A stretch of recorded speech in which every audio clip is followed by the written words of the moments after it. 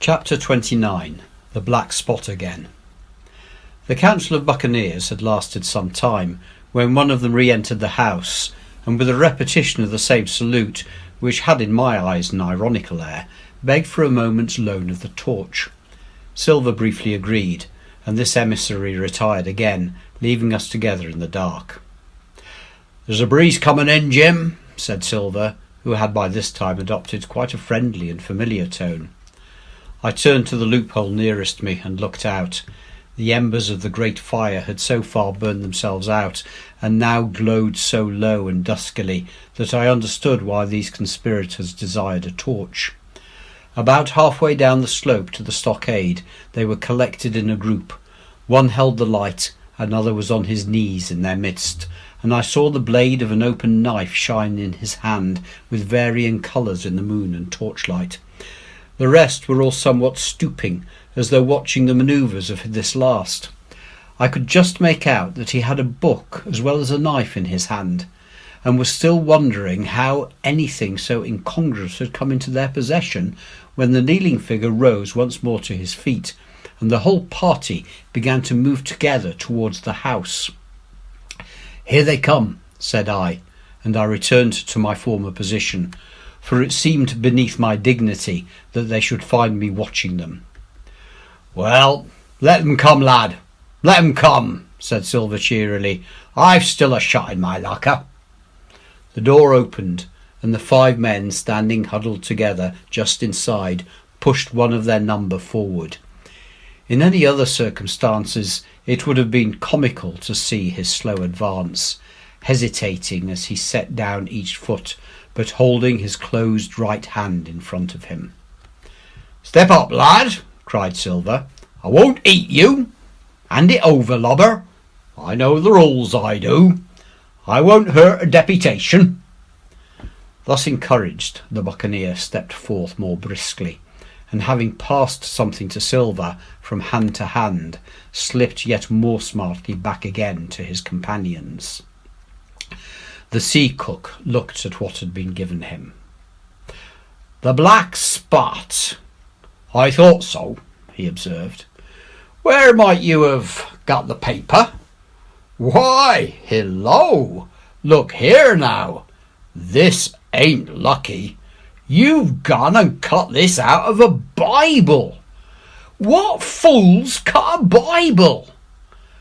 "Ah, there," said Morgan. "There, what did I say? No good will come of that, I said." "Well, you've about fixed it now among you," continued Silver.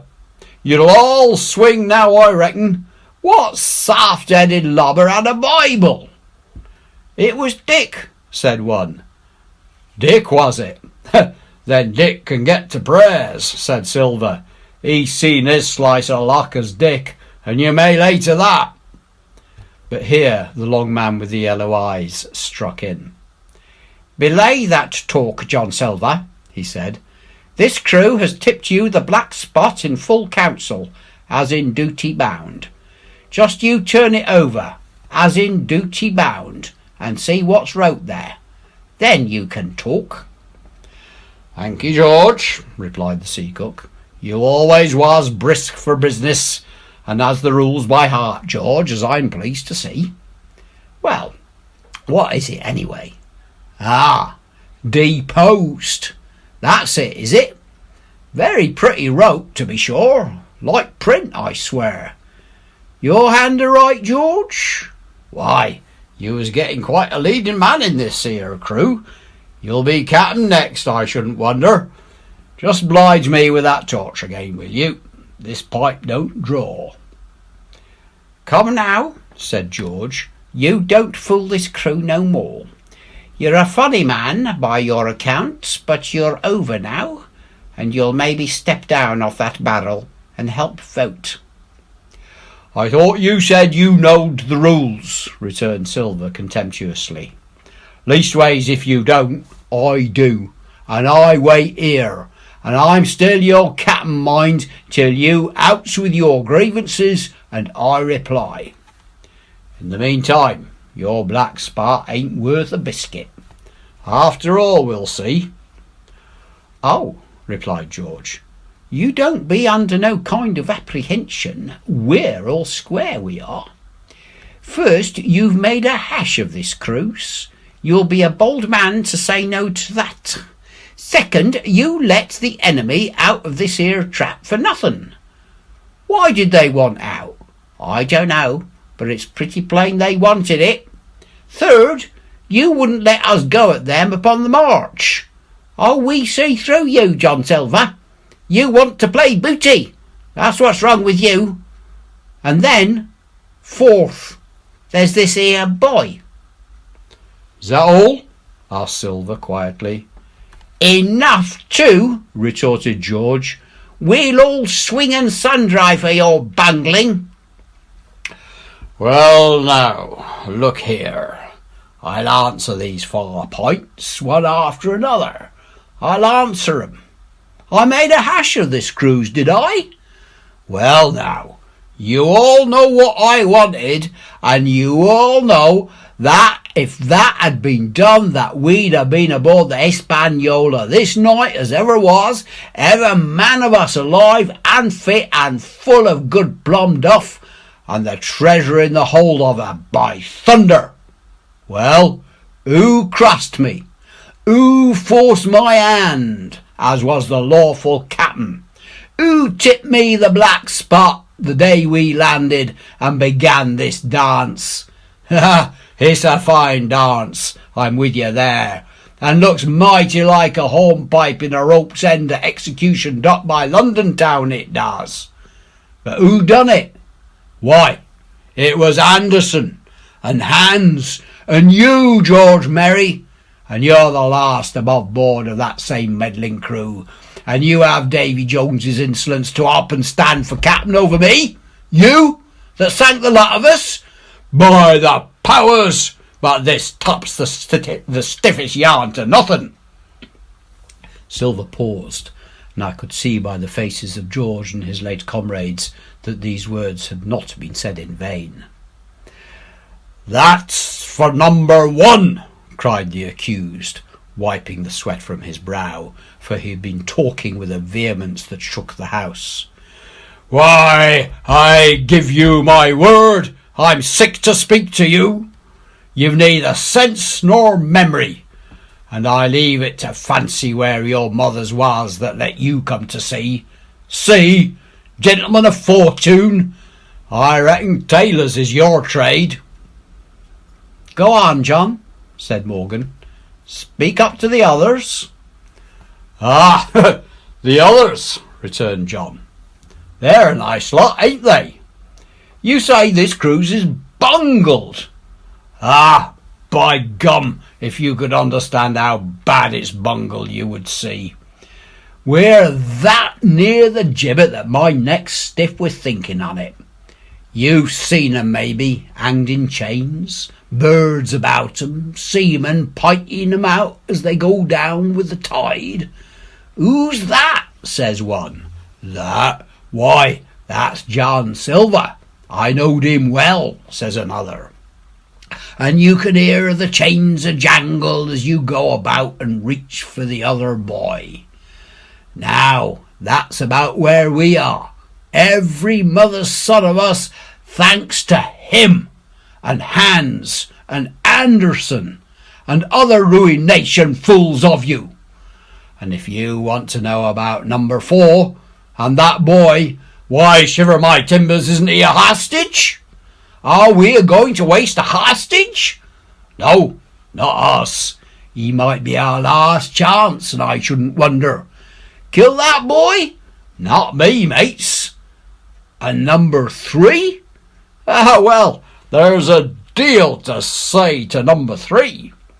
Maybe you don't count it nothing to have a real college doctor to see you every day, you, John, with your head broke, or you, George Merry, that had the ague shakes upon you not 6 hours agone, and has your eyes the colour of lemon peel to this same moment on the clock.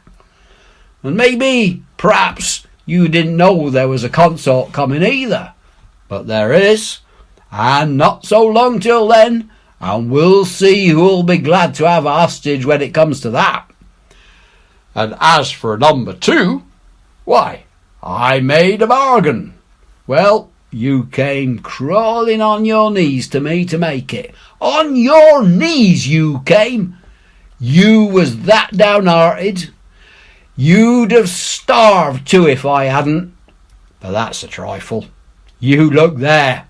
That's why. And he cast down upon the floor a paper that I instantly recognised.